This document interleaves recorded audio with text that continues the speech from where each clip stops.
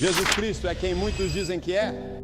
Notemos aquele dia em que Saulo estava na estrada para Damasco perseguindo os cristãos. E de repente uma luz ofuscante apareceu e fez Saulo cair no chão.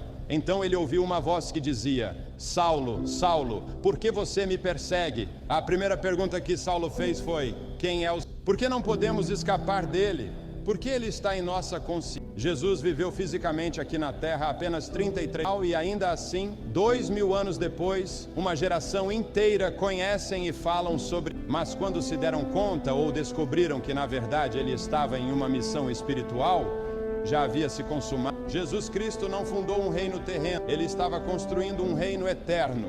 Algumas pessoas até dizem que Jesus era o primeiro hippie, porque pensam que ele tinha cabelo comprido e andava com seus discípulos em uma comunidade. Ele era representante das pessoas, porque a Bíblia diz em Isaías 53:12: e foi contado com os transgressores, mas ele levou sobre si o pecado de muitos e pelos transgressores intercedeu. Ele afirmava ser o Filho unigênito encarnado de Deus. Na verdade, ele alegou pré-existência. As Escrituras dizem que no princípio Jesus era o Verbo, e o Verbo estava com Deus, e o Verbo era Deus. E não é de desacreditar que eles eventualmente tenham o crucificado, pois ele se levantou e disse: eu sou. Jesus enfrentou um percurso árduo de acusações que culminou na sua morte de cruz. Quero citar 3 acusações dos fariseus contra Jesus. Isto é, ele afirmou ser o Filho de Deus e o eu sou ao mesmo tempo, que é o próprio. Certo dia, Jesus estava junto com seus discípulos atravessando o lago da Galileia e de repente, uma violenta tempestade surgiu sobre o mar, de forma que as ondas inundavam o barco. Repreendeu o vento e o mar e houve grande calmaria. Os homens ficaram perplexos e disseram: quem é este que até o vento e o mar lhe obedecem? Vejamos a morte de Jesus. Alguma vez aconteceu algo parecido com algum outro homem? Quando Jesus morreu, a cortina do templo rasgou em 2 pedaços. A terra tremeu.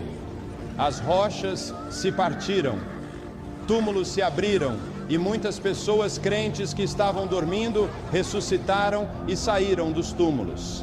Até soldados romanos confessaram que verdadeiramente Jesus era o Filho de Deus. Tiraram a roupa dele.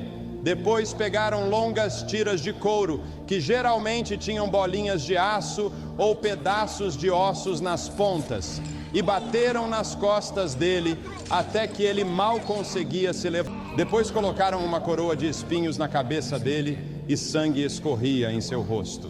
Muitos riram dele, cuspiram e zombaram dele, mas a verdade é que se ele quisesse, apenas com um estralar de dedos, ele acionaria mais de 72 mil anjos que estavam prontos para socorrê-lo, e poderiam até eliminar este planeta da existência do universo. Mas Jesus disse: para isso eu vim ao mundo.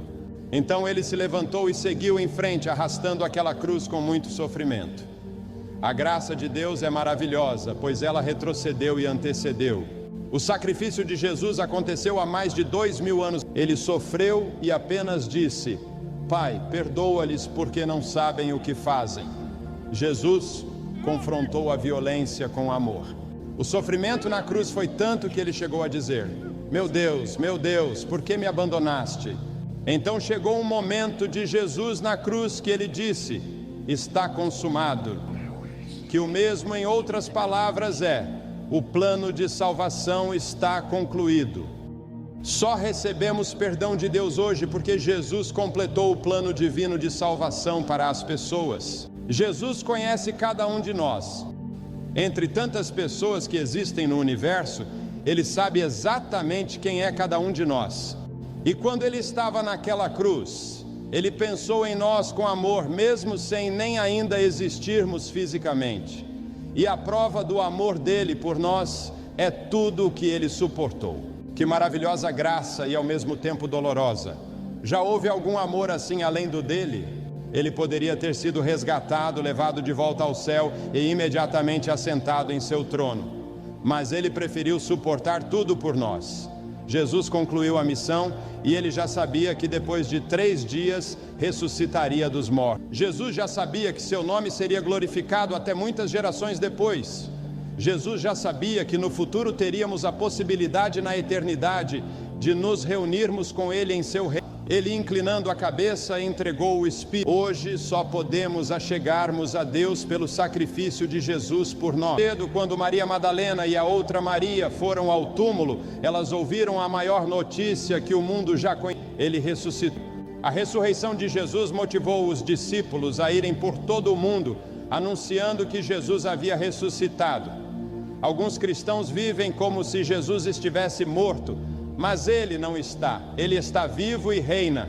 A verdade é que quando uma pessoa aceita verdadeiramente a Cristo, ela começa a ir em uma outra direção. Um cristão verdadeiro se vira e começa a remar contra a maré. Jesus Cristo está vivo. Se Ele não estivesse vivo, o cristianismo não existiria e ainda estaríamos condenados pelos nossos pecados. Mas a verdade é que Cristo foi ressuscitado. E isso é a garantia de que os que estão mortos também serão ressuscitados. Porque assim como por meio de um homem veio a morte, assim também por meio de um homem veio a ressurreição. Assim como por estarem unidos com Adão, todos morrem, assim também por estarem unidos com Cristo, todos ressuscitarão.